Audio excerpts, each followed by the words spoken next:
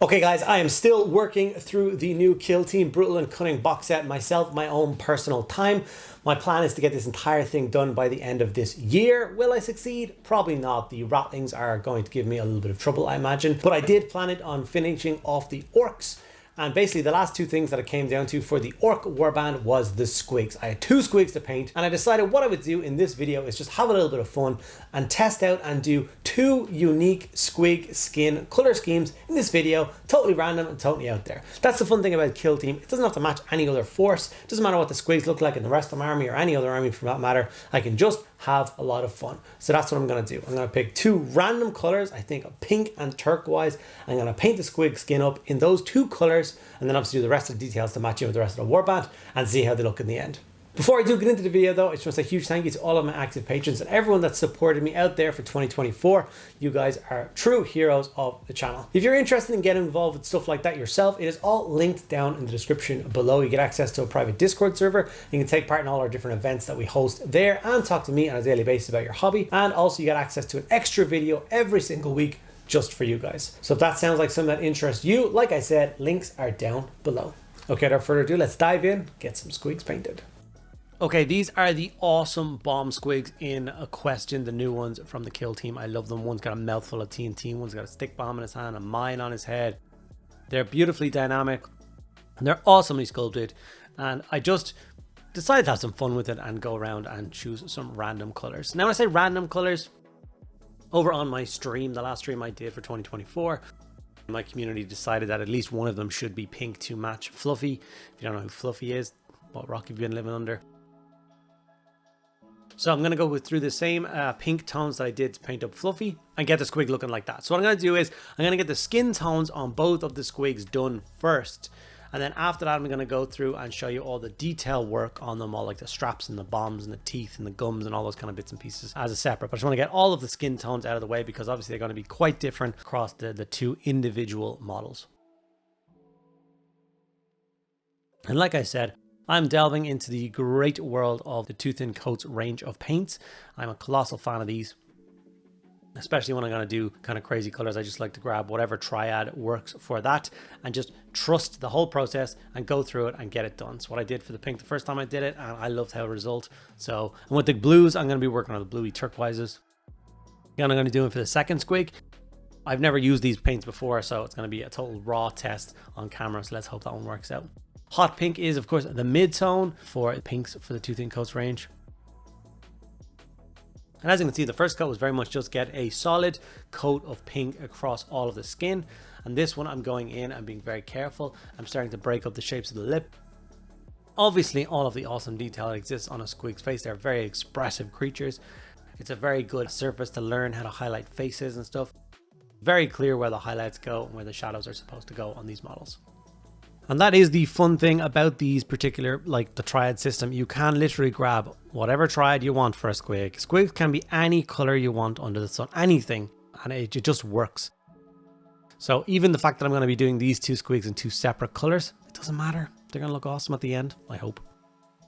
Obviously the mid-tone is now in place and it's time to highlight the pink. So that's where we come in with the neo pink. We're basically going to do the same step that we did a moment ago, just less. Finer lines, smaller surface area, sharper edges, just trying to get that highlight on and make the pink jump up off the model. Make it like it's always the mid-tone to the highlight that always seems like a really big unnatural jump. Something that I used to fear when I was painting models and I was going for that last highlight. I was worried about, you know, pushing that color too far, it not working out, it not looking like it belonged there. But I have learned to trust the system and it does generally work out quite well when I do it. So I'm going to just trust it. I'm going to go straight in. Like I said, I know how the pink turns out, but it's the blue that kind of grabbed me off guard. So we'll see how that works. So here is the skin done on the first squig. I think the pink looks awesome. I think it actually suits squigs quite well. Now, obviously this would look slightly different if we did it over like a flat black base coat. It would be a little bit darker. Maybe that would look a little bit better. I can't remember why I base coated Fluffy, whether I actually did start from pink or whether I started from white or whether I started from black. I'm not sure. Okay, now onto these ones. These are the turquoisey colors. These paints have never been used before by me, so it's going to be a lot of fun seeing how this second squig turns out when it comes to those tones. So Sentient Turquoise is going to be the first color, and going in and getting a solid base coat across all the skin, fully opaque, no streaks left behind, no nothing. We just want to block in the color, and then we'll work through the mid-tone, the highlight, being a lot more careful and a lot more selective about where those colors go. Why I'm using a really small brush to do the base coat of this blue, I don't know, but for some reason I decided to do it that way. Was it a good idea? No, probably not, but what are we going to do? Okay, the mid-tone is the Cursed Blue color. And just like the pink one, we're now going in and kind of working up the shape of the face. The kind of crackness of the lips, around the little beady eyes, little pig-like nose, big like angular kind of forehead lines. And then of course the musculature down his legs and lines down his tail and stuff like that as well, to highlight those areas and start to break apart all those details. Now, I am going to be honest with you, when I did finish the base coats highlights, when basically the blue skin was done on this squig, I wasn't 100% sure whether or not I liked it or not. It was only when I started to put all the other details on that the blue really settled into its own. So if you don't like how this is looking at the end of the three colors, please do stick around to the end and see what you think of it when it's fully painted with all of the bombs and the sticks and the teeth and the gums and all that stuff done. So Ray Gun Glow was then brought in, and you can see once again it is a colossal jump up from the mid-tone. You're really pushing that color out, but it does work. It's the way it's supposed to be. Trust the process, and I promise you, you will get results that you will enjoy. Obviously, this guy's got a mouthful of teeth that are going to take a little bit of time to paint, especially when you got to be careful not to paint the silver stick bomb in. Obviously, a bit of my forehead is, of course, required for the video. What quality would this video be without a random bit of peeking in forehead? But you can see that fine pointed brush really is coming into its own now, highlighting around the nose, the eyebrows, and stuff like that. And those are those really high points that I was talking about, getting highlighted and making it really like kind of like pop.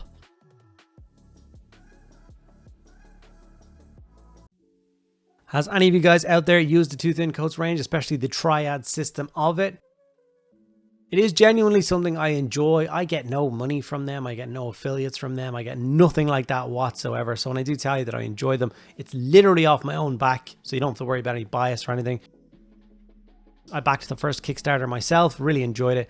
But if you are curious about these paints yourself, what I recommend doing is just picking one triad. So you have to buy 3 pots of paint, less than €10, and give them a go. If you don't like how that system works, you don't like how those points look after that, then that's fine. You've tried them, you've put them down, you're done. But I have a feeling that the majority of people will find a use for them in their painting collection and will get great use out of them. Magos Purple is being used here, contrast Magos Purple for the gums. Obviously, normally I do gums in pink, but because this bad boy is already bright pink, I didn't want his gums to blend in, so I decided to go for purple tones, at least for the base coats anyway. Blood Angel's red contrast was then introduced because, well, of course, there's quite a lot of red on it. He's got a mouthful of TNT that I have to be careful not to paint teeth and other bits with. I'm also going to kind of like make that the explosives color, if you mean. It's going to do the tip of the rocket in red as well, and the landmine that's over the top of the other one's head, the tip of the stick bomb in his mouth. I'm going to do all those in red just to kind of show, I don't know, a bit of words. Whatever word means that they're both kind of the same. They match each other a little bit. Ooh, that was a bit of a fail of English there, but we'll just brush right by that. I know my editor won't make fun of me with that comment at all.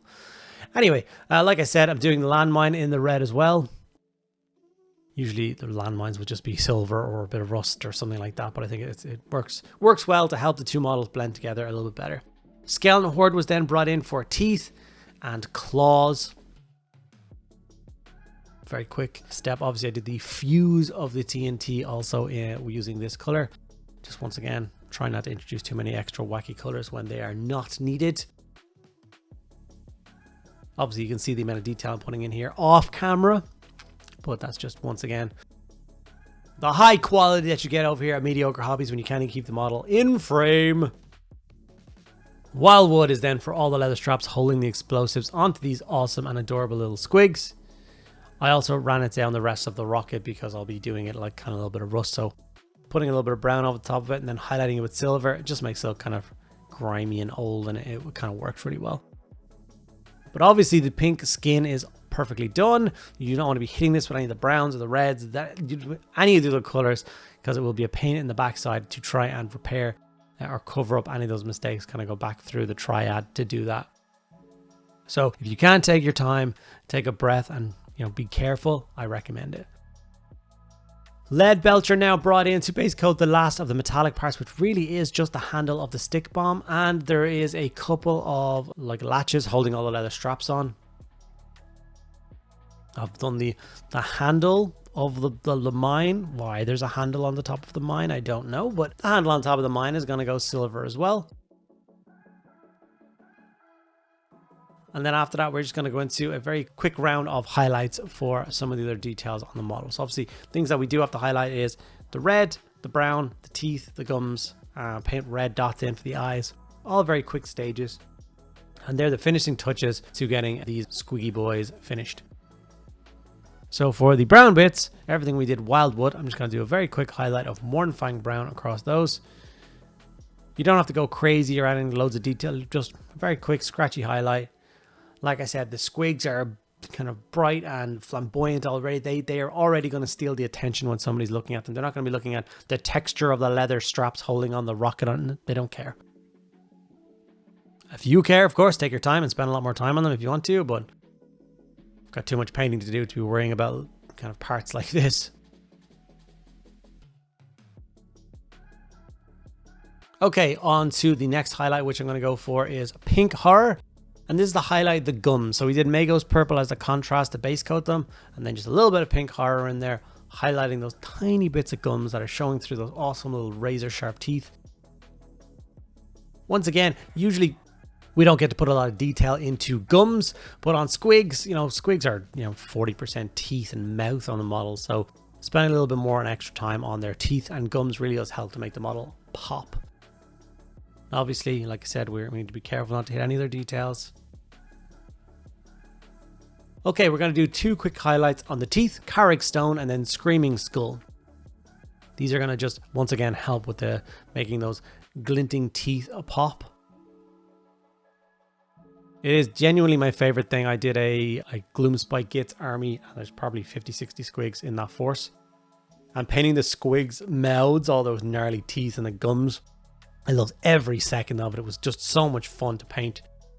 So hopefully you do get a little bit of an experience with this. And I'd encourage you to, of course, paint more squigs. Everyone should have more squigs in their life.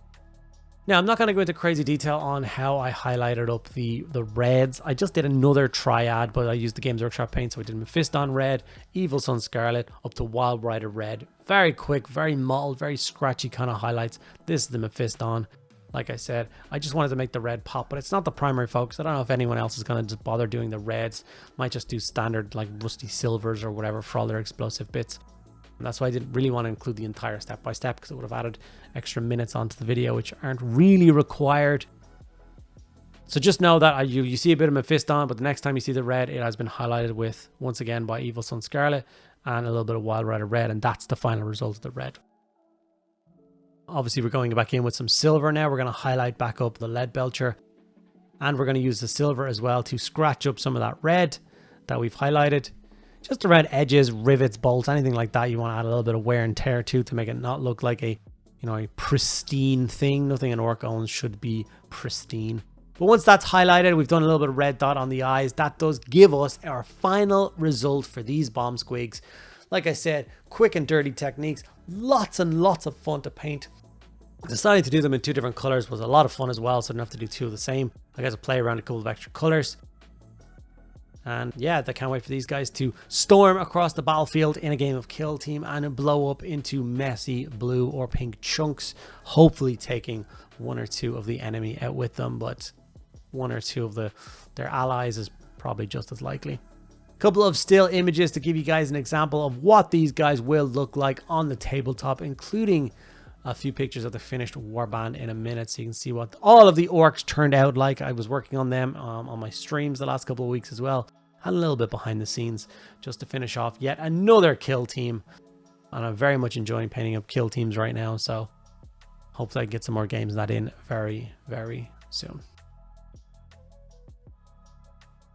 Okay, orcs done, squigs done, scenery done. It is just ratlings left. I had a lot of fun messing around. The pink one definitely stood out more to me. I love how the little guy looks. I thought the two different colors would be a lot of fun. It'd make it a little bit easier to track who's done what in which game. Hopefully you guys have learned a little bit something about the triad system and how easy it is to pick any random color and find the base coat, the mid-tone and the highlight for that, and just give it a go. It's a lot of fun learning how to paint that way, and you will basically unlock loads of different color schemes for yourself. If you did enjoy this video, make sure you do those 3 things that are super important for all creators when you watch their content, which is like the video, comment if you have anything to say or any questions to ask, and make sure that you're subscribed to the channel. Those 3 things cost you absolutely nothing, but they make a world of difference to how many people see our videos and how much the channels grow. Also, if you want to check out things like the Patreon, like I said, it is linked down in the description below. All the benefits for that I said at the start of the video. Thank you guys so much for sticking around at the end. I'll see you in the next one.